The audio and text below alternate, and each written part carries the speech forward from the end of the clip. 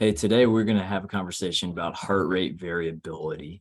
When we think about heart rate variability, it's such an interesting topic.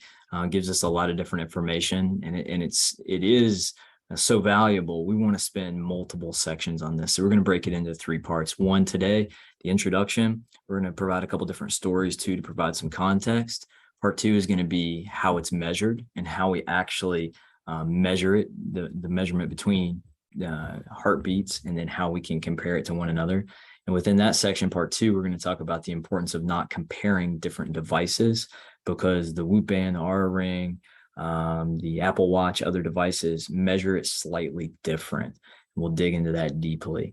And then part three, we're going to talk about how we can use HRV as a metric and how it can benefit us. Okay, so essentially, heart rate variability is the amount of variance that exists between heartbeats. So at the top here, we'll call this peak an R peak, or no, if we go R to R interval, it's the time span in between the peaks of our heartbeats. Okay, so here you can notice in milliseconds that there's some variance here. Heart rate variability is essentially the variance over the amount of heartbeats that we have within a given time frame. Most of the time, heart rate variability is measured in either short intervals, like 2 to 5 minutes, or a 24-hour period. There's benefits to both from an economic sense, like time economics, to accuracy, but we'll explore that as we continue to go. But all you need to remember initially with heart rate variability is the amount of variance between beats. And in summary, right from the get-go, we want higher heart rate variability. And we're going to dig into that more, but higher heart rate variability is a good thing. Low heart rate variability means that something else is going on inside my body, and my body's just got to put it on autopilot, and it's going to divert resources to handle whatever it's encountering, and then it'll come back. Okay, so just remember, high heart rate variability, good. Low heart rate variability, not necessarily bad, but it just means something else is going on in my body where my resources are being allocated. All right, let's tell a story. I think one thing we can do before we dig into HRV is to look deeply at what's going on as a function of maybe the outside and then my body's response, and what's causing all the things to change. You know, we go back to stress quite a bit when we are training. You know, a lot of us came out of the weight room. We are strength and conditioning staff, or you think about the athletic training room and rehabilitation and even coaching, where you introduce a new concept over time and you periodize it over time. All we're doing is managing stress. Okay, so stress is good. Essentially, stress plus rest is growth. That's the Growth Equation podcast. Stress is a good thing, but we have to manage our stress. Robert Sapolsky, one of my favorite books all time, Why Zebras Don't Get Ulcers, tells a story about this guy right here. This zebra, he's out in the savannah, he's munching on some grass, just having a good dinner. What he's not worried about are bills, grades, cover two corner, travel, family. All he's worried about is dinner. Now he's sharp. He's a vet. He knows what's going on and he knows what's out there, and he's keeping his eye on the horizon. But he doesn't have a lot of stress. All he's worried about is dinner and the people that are around him. Okay. He doesn't necessarily have a stressor until this joker appears. Whenever the lion appears, whether it's off in the distance and the zebra just becomes more ultra aware, or he jumps up with a pack and ambushes the zebra, the zebra does not experience stress until he needs to. He has the ability to turn on and turn off. And this concept of being able to turn on and turn off our stress can really help us when we look at a lot of metrics within this. Here's the book I alluded to. It's also in the reference list at the end. But essentially, what we see when we see the zebra turning on and turning off is a function of the autonomic nervous system. So the autonomic nervous system is essentially the part of my nervous system that controls involuntary reactions inside my body. So, if the zebra is eating dinner and the lion jumps out of the tall grass, the zebra doesn't say, I think I better start to break down carbohydrate. I think I need to increase perspiration to keep myself cool. I need to slow digestion. It doesn't cause all those things to happen by telling itself to do so. It just happens automatically. And that is a true function of our ANS. It's just automatically telling things to happen. Okay, so it basically, the ANS has two different sections to it. We have the sympathetic side. I want you to think about gas pedal. Okay, lion jumps out of the bushes. Holy smokes, I gotta go. That's the sympathetic system. That is truly the go pedal, the gas pedal. The flip side is our parasympathetic side. That's the recovery. So after I've avoided the lion and it's time to go back eating dinner out in the plains, parasympathetic starts to come back in and I'm calming down. I'm maybe increasing the amount of digestion that I'm having. Sweat stops. My vision comes back to normal, but it starts to fall into the recovery mode. So now, why are we talking about this as a function and as it relates to HRV? When we think about HRV, it is truly governed by the balance between sympathetic gas pedal and parasympathetic brake pedal. It's essentially right in the middle. Our gas pedal is telling our heart, I need to beat faster. There's a lion coming. Move the blood, get rid of the waste, give oxygenated blood to working tissue. Let's go. I gotta go.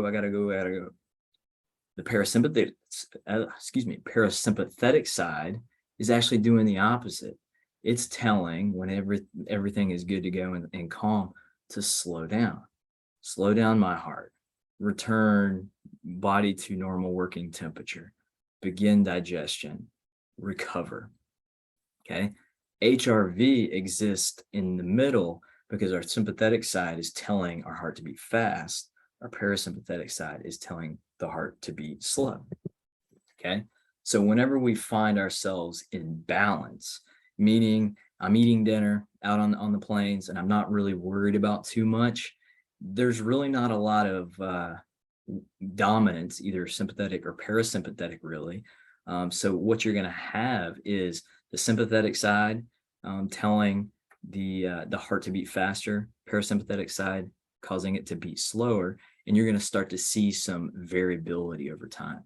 So if I have 1 minute, 60 seconds, and my heart rate is at 60 beats per minute, it doesn't mean that it's beating one time per second. It may be 0.9 seconds. It may be 1.1 seconds the next time, but there's some variance there that's happening. Now, when a stressor happens, we start to be very sympathetically dominant, meaning I got to get out of here or I got to turn and fight. Okay, that also happens in contests, that happens in training, that happens in life. When I have that and become more sympathetically dominant, I'm telling my heart, hey man, I gotta put it on autopilot and it's going to be consistent. It's going to be very regular in between beats because I don't have resources to allocate toward figuring out my heartbeat and the balance between sympathetic, parasympathetic. I'm going to put it on lock, put it on autopilot, and divert resources to working muscles, to doing other things, to thinking, to adjusting other things. So when we have low heart rate variability, essentially it's a sign of there's a stressor inside my body that my body has allocated its resources to. So going back to it, high heart rate variability means, I'm kind of calm. There's a balance there. So sympathetic and parasympathetic are kind of bouncing back and forth. There's differences, variance between each heartbeat. When I have something going on in my body, a stressor, internal or external, there's low heart rate variability or lower than I would see if I was in balance, because it has to put it on lock so that it doesn't have to worry, our body doesn't have to worry about heart rate, and then it can really put its resources elsewhere. So that's essentially how heart rate variability, we can look at it from a very simplified stance. Essentially, going back to this original picture, think about the variance over time between heartbeats. And high heart rate variability is a good thing. Okay. Low heart rate variability or lower heart rate variability means something's going on inside my body. So how do we improve HRV? And we'll talk about this a lot in part 3, but right off the bat, the first one would be follow the guidance of our coaches and staff. Okay, so our strength conditioning staff, our athletic trainers, our coaching staff put hours and hours into developmental plans that last anywhere from a day, a single session, all the way up to a 4-year career plan. So coaches are methodically looking at every single variable that goes into things so that the plan makes sense. So follow the recommendations. When a coach says, hey, today's a high day, we got to burn hot. When today's a recovery day, it's there for a reason. So calm down. Follow the guidance of the professionals. Consistency in hydration and fueling, huge. Avoiding alcohol. We talked about that with some of our recovery scores in the past, but alcohol throws us all out of whack. Sleep habits and a consistent schedule. You'll hear us talk all the time about consistency. Our body loves rhythm. It loves consistency. And the more we can keep it consistent, the better our HRV is going to be. And then just like that zebra, when it's done running and we're back to eating, make sure we have the ability to turn off as much as possible.